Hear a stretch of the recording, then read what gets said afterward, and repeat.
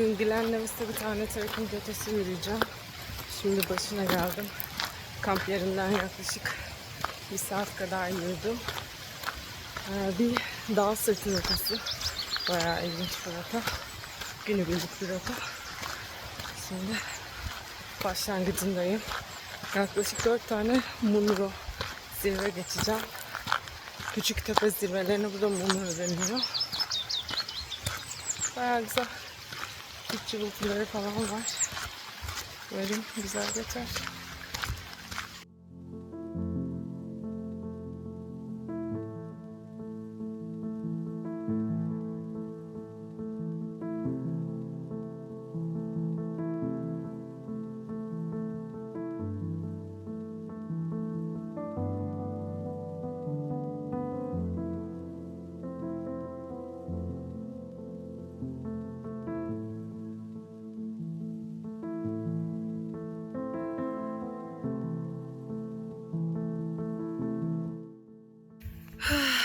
Varmak üzereyim ilk Munro'ya.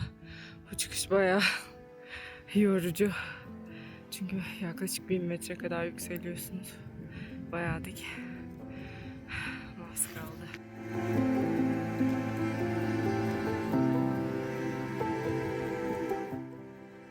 İlk Munro karşıda.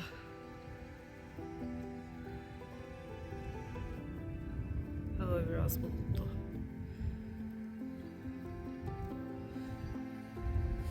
Şu karşıki zirvede Ben Nevis. İngiltere'nin en yüksek zirvesi.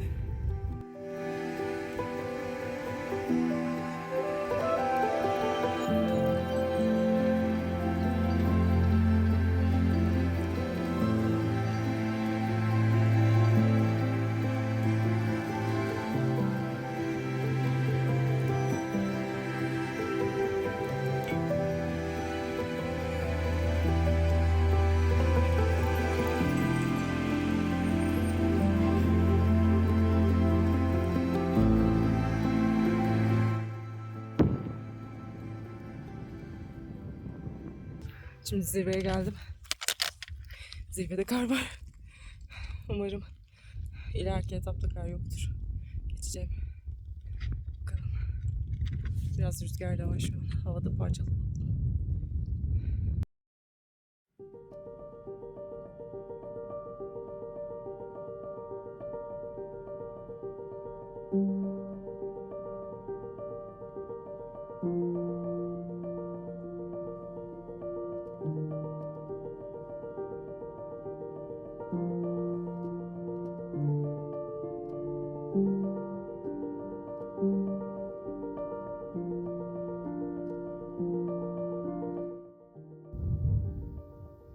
Şimdi şu karşıdaki sırttan ilerleyeceğim.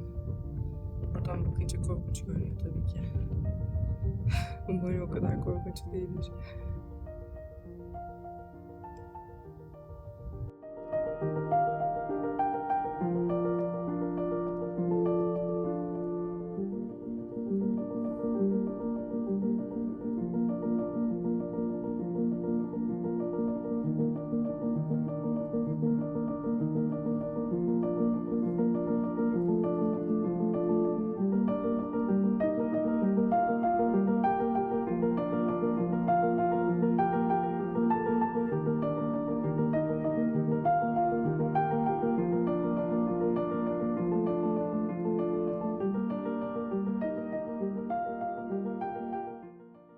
Şimdi şu yukarıdaki duvara tırmanmam gerekiyor.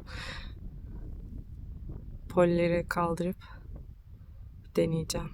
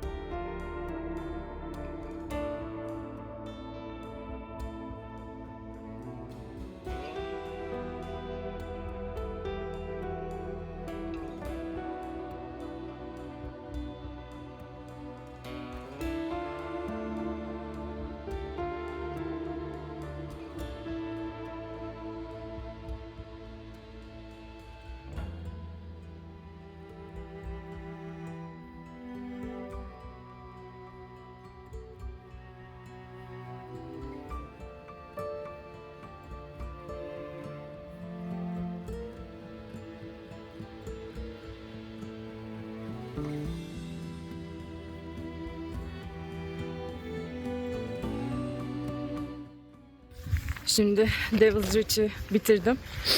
Bayağı bildiğiniz tüm doğaları okumanız gereken birkaç yeri var. Birkaç böyle tehlikeli yeri var. Eğlenceliydi. Keşke havada güzel olsaydı. Ama bir de yoğun bir sisin içinde geçtim. Şimdi daha easy kısımlara ilerliyorum diye düşünüyorum.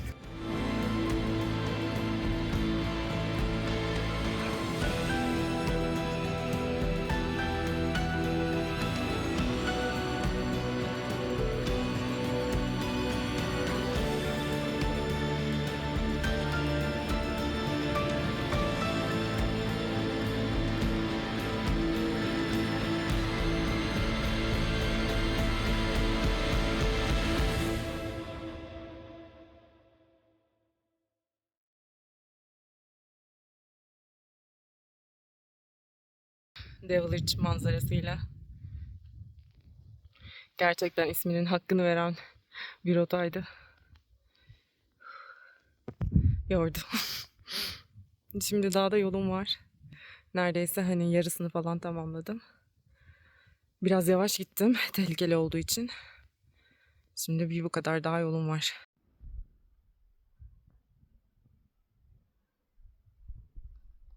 Diğer bir Munro'ya geldim. Manzara harika. Ama keşke bu zirvelerin ismini gelmeden öğrenseymişim. Artık gidince bakacağım. Şimdi zirvede mola verdim. Kahve falan içip bir şeyler yiyeceğim. Yanımda domates getirdim. Bu da benim Arjantin'den kaptığım bir şey oldu. Trekkinglerde domates bence çok iyi gidiyor. Tavsiye ederim. Manzara harika.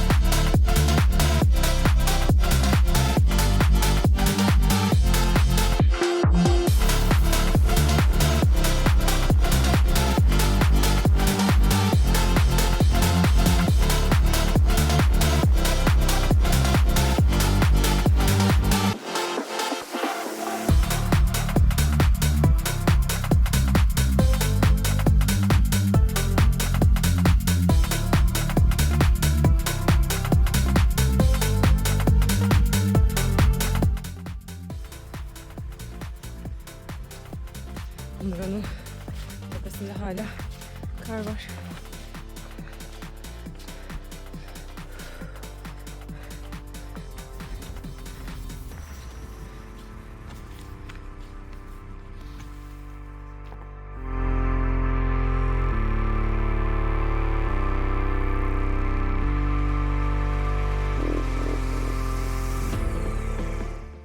Şimdi başka bir Munro'nun zirvesine geldim. Artık çok kalmadı diye düşünüyorum. 3'te 4'ünü yürüdüm diye düşünüyorum. Manzara bayağı güzel buradan. Rota da çok sakin bir rotaydı. Yani bir iki kişiyle karşılaştım. Onlar da benim yönüme ters yürüdükleri için böyle çok paralel gitmedik. Sadece karşılaşıp selamlaştık, o kadar. Şimdi bundan sonrasında belki ya bir Munro vardır ya da artık dönüştür diye düşünüyorum. Ben aşırı bilerek gelmedim bu yolu. Aslında ben 2 sene önce ve Silent Way yürüdükten sonra yürümeyi planlamıştım ama o zaman hava kötüydü. Yani o zamanki bilgilerime geldim. Çok vaktim olmadı, hemen deniz kayağı rotasından sonra geldiğim için yürüyüşe çok böyle öğrenecek vaktim olmadı. Rotanın detaylarını böyle bir çok geliş güzel baktım. Zirve isimlerini bile bilmiyorum yani mesela. Ama güzel bir rotaymış. Devil Ridge'de beklediğimden daha sakattı. Bakalım.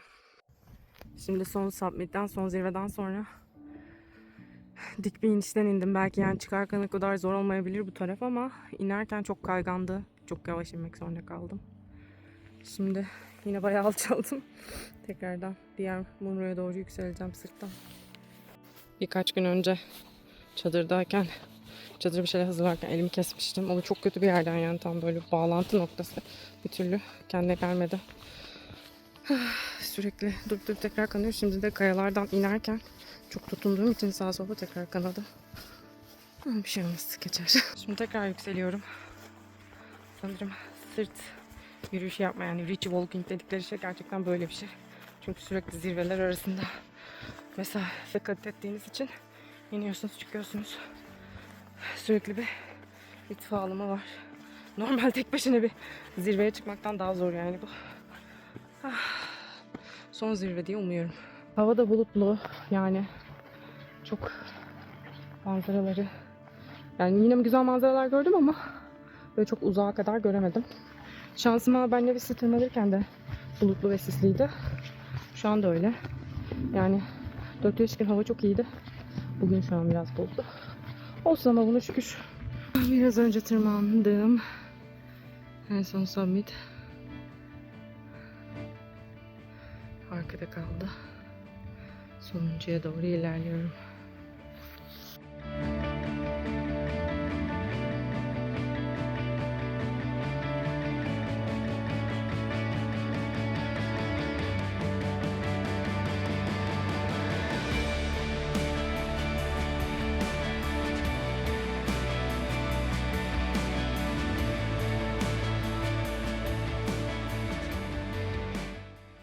Şimdi zirve sandığım yere geldim. Burada da bir baba var ama bence burası değil, şu karşısının daha yüksek olduğunu düşünüyorum. Yine biraz inişi var. Sonra tekrar bir çıkışı var. Bence şu son. Bu sefer son. Son olduğunu düşünüyorum. Karşısının sonra direkt iniş. Zaten böyle bir 360 çizdiğiniz için rotayla şu an saat 9 civarındayım bence rotanın. Az kaldı. Manzara harika. Normalde bu tarz bir rota yürüyeceksem yani hemen hemen her şeyini ezberliyorum. Hani nerede sıkıntısı var, nasıl geçmek gerekir falan. Ama bu sefer öyle bir vaktim olmadı yani. Çünkü bunu yapıp yapmayacağım çok belli değildi. Kana uzarsa, yani deniz kayayla yaptığım rota uzarsa bu çok mümkün değildi. Yani o yüzden çok böyle bakıp kafamı bulandırmak istemedim. Sonra rotayı zamanında bitirince dedim ki bunu da yaparım. Bir gün dinlendim ve hemen geldim. Yani ancak bir günde de böyle birkaç şeye bakabildim. Birkaç video falan izledim. O yüzden böyle %100 hakim değildim. Daha bana da sürprizle oldu yani bazı riskleri. Bu da böyle olsun. Yani önermiyorum tabii. Tek çıktığınız rotaları hep %100 bilmeniz gerekiyor. Bu çok büyük bir zorunluluk yani. Çünkü olur da bir şey olursa nereden exit yapabileceksiniz? Nereden yardım alabileceksiniz? Bunları %100 bilmeniz gerekiyor. Kısa yollar nelerdir falan. Ama bu sefer böyle biraz cahil cesaretiyle geldim. Bu da böyle bir deneyim oldu.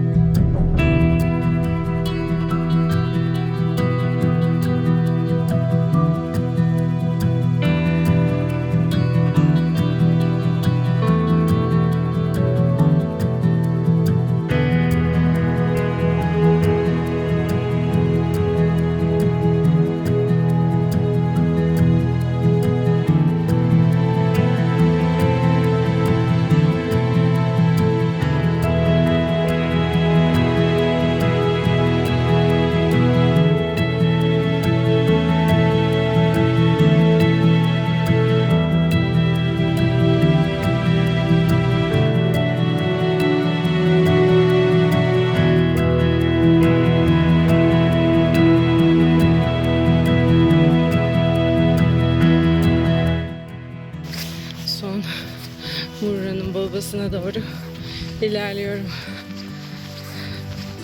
Birkaç tane yanlış Muğla'dan sonra sonuncuya geldim.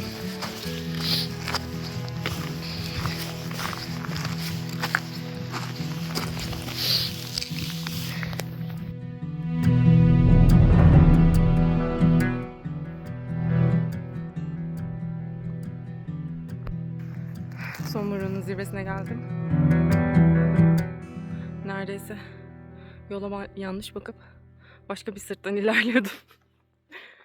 Son dakika anladım ki dönüş yolu oradan değil. Şuradan. Sanırım artık şu sırttan çıkıp dönüş. Son kısım diye kolay diye düşündüğüm yer bile aşırı zor çıktı. Bitmiyordu. Bitmiyordu. Full kayalık bir sırttan geçiyorum. Bence diğerlerine göre daha zor. Biraz yağmur da çizilemeye başladı.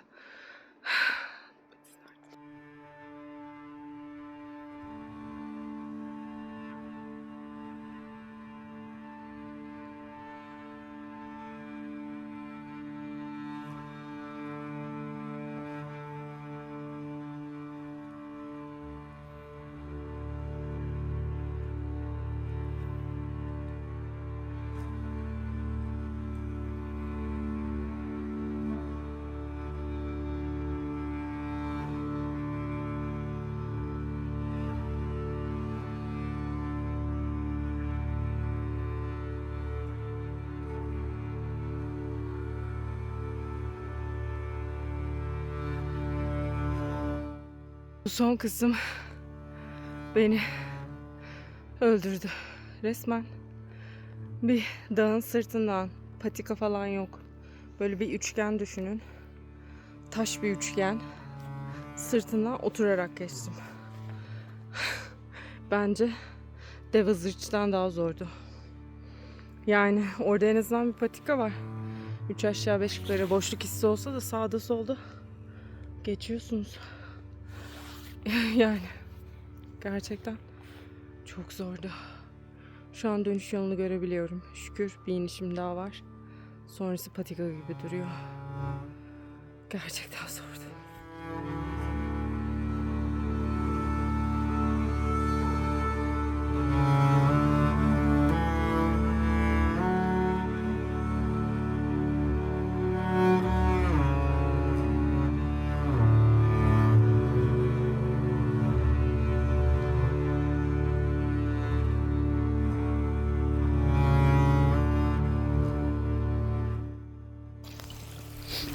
Suyum bitmişti.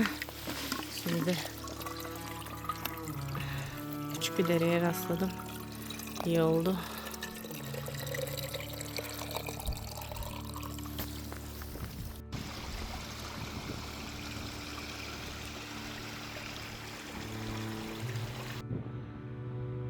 Bunun da arkasındaki yüksek tepeden indim ya. İniş bayağı uzundu.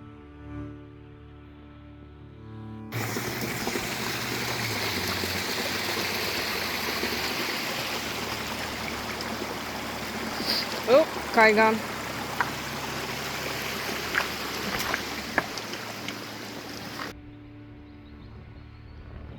Her yerde sürükler var. Sonunda indim. Bir düzlüğe doğru ulaşmak üzereyim. Bu kısımlar bildiğiniz bataklık. Birkaç çamura battım. Şimdi batmadan ilerlemeye çalışıyorum. Ayak izlerine bakıyorum. Ayak izleri burada batmış. Peki ben nasıl karşıya geçeceğim? Allah! Bayağı battım yani.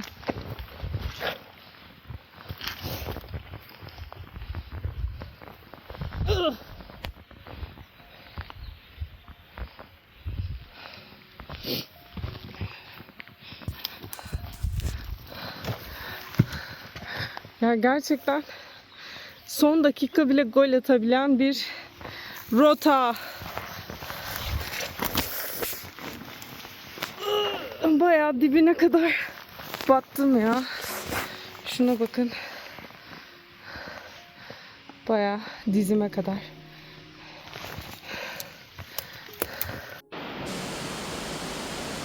Stil şelalesi.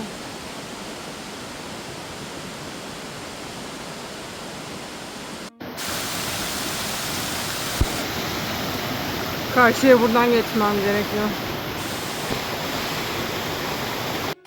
De normalde şu tel, sadece bir tel, köprüden geçmeniz gerekiyor. Su yüksek olduğunda. Ama şu an şurası çok zaten engin. Ben hiç köprüyle uğraşmayacağım. Gücüm de kalmadı zaten. Direkt sudan geçeceğim ve zaten ayaklarım biraz önce şelalenin orada ıslandı.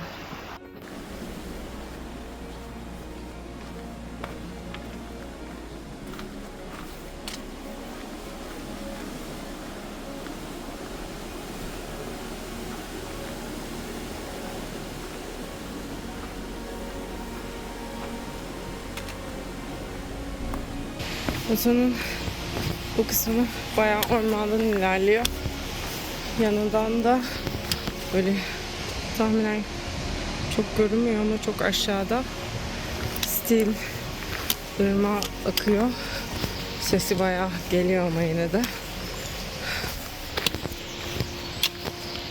Yine az kaldı diye düşündüğüm kısımda bayağı mesafe olarak varmış.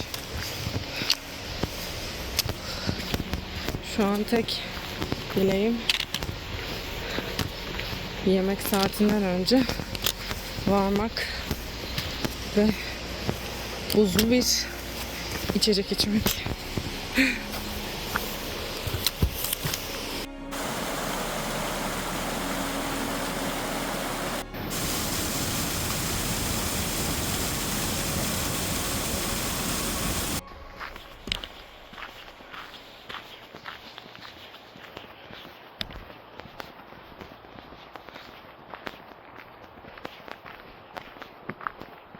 Sabahki başlangıç noktama gelmek üzereyim. Ringi tamamlamış oldum. Ben saat yönünün tersinde yaptım. Böyle açıkçası çok da bilmeden tamamen bulduğum GPS takip ederek öyle gittim. Belki diğer şekilde daha kolay olabilirdi, bilmiyorum. Bir bakacağım, üzerine düşüneceğim. Bu rota benim kendi prensiplerimi açıkçası yıkarak girdiğim bir rota oldu yani. Rotayı çok iyi bilmeden geldim ve sonunda tokatlandım. Yani bazı kısımlarda çok tedirgin oldum çünkü işaretli de bir yol olmadığı için sırtlarda özellikle navigasyon sağlamak çok zordu. Saatin böyle boşluğu falan navigasyonda gösteriyordu. O yüzden biraz böyle kendim göz yordamıyla buldum. Her zaman gözünüze navigasyondan daha çok güvenin. Sonuç olarak aslında zorlayıcı da olsa çok güzel manzaralar gördüğüm değişik bir rotaydı. Sonuçta öldürmeyen şey güçlendirir. Ben de sanırım Ring of Steel'den güçlenerek çıkacağım. Birazdan da yağmur başlayacak gibi. Umarım siz de izlemekten keyif almışsınızdır. Bir sonraki rotada görüşmek üzere.